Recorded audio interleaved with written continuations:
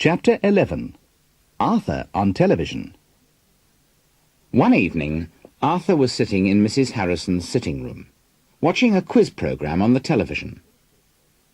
In a quiz programme, members of the public are invited to answer questions on various subjects.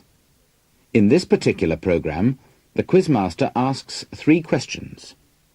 If the contestants answer the 3 questions correctly, then the contestant chooses a number between 1 and 10. For each number, there is a different prize. Sometimes the prizes are worth a lot of money, and sometimes they are something worthless, like an empty matchbox or an old shoe. Arthur, Mrs. Harrison and Mr. Smithers were watching a young man answer some questions. First of all, he was asked what the capital of Scotland was. This was a very easy question, of course, and the contestant answered that it was Edinburgh.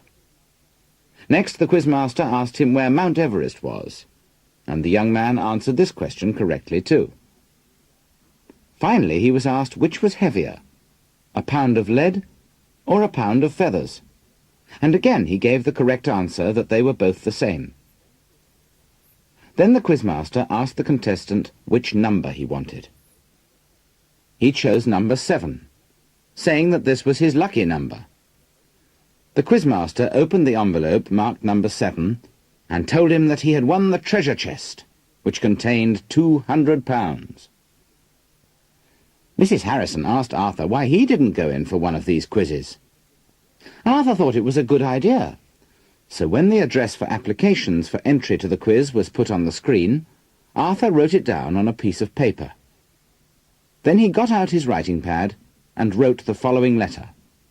Your choice, Midland Weekend Television, P.O. Box 472 A1, Birmingham 13. Dear Sir, I am interested in taking part in your programme, which I have always watched with great interest. I should very much like to be a contestant on your choice, or, if that is not possible, to be a member of the studio audience. Yours faithfully, Arthur Newton. A week or 2 later, a letter with a Birmingham postmark arrived at 21 Gladstone Avenue. Mrs. Harrison asked Arthur what it was. Arthur opened it and told her that he'd been invited to take part in the quiz the following Friday. Mrs. Harrison asked him if he could go, and he told her that he certainly could. Mr. Smithers, it's 3 minutes to 9. Arthur will be on in a minute. You'll miss him if you don't come now. All right, Mrs. H, I'm coming. If you sit on that chair, Mr. Smithers, you'll see the screen better.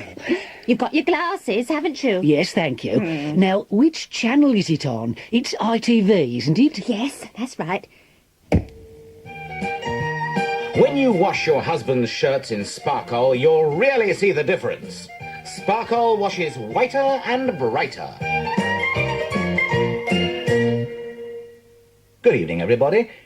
When you hear the signature tune, it'll be time for Your Choice.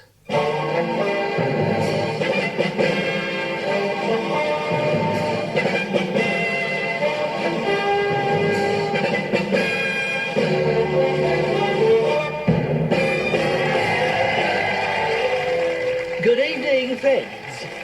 Welcome to another edition of Your Choice.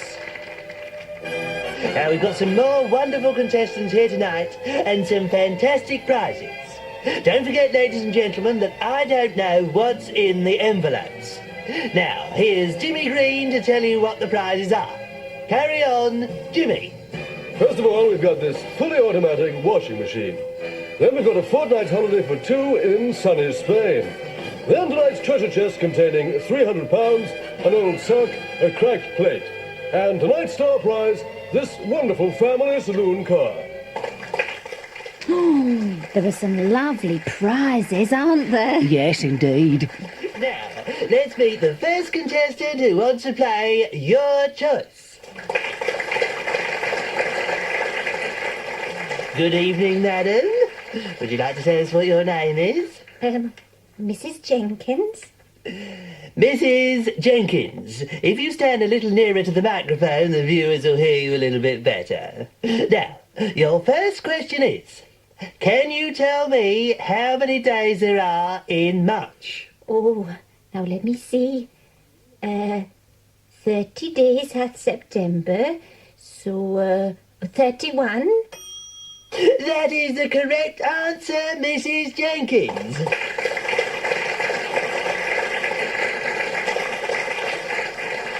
That wasn't difficult, was it? Now, your second question is, can you tell me where the last Olympic Games were held? Take your time. There's no hurry. Oh dear.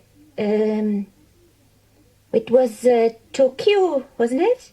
Oh, I'm sorry, Mrs. Jenkins. I'm afraid that's the wrong answer. Never mind, here's a £5 consolation prize. Better luck next time.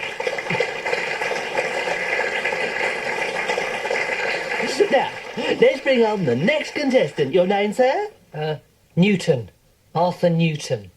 Now, can you tell me for your first question, what is the...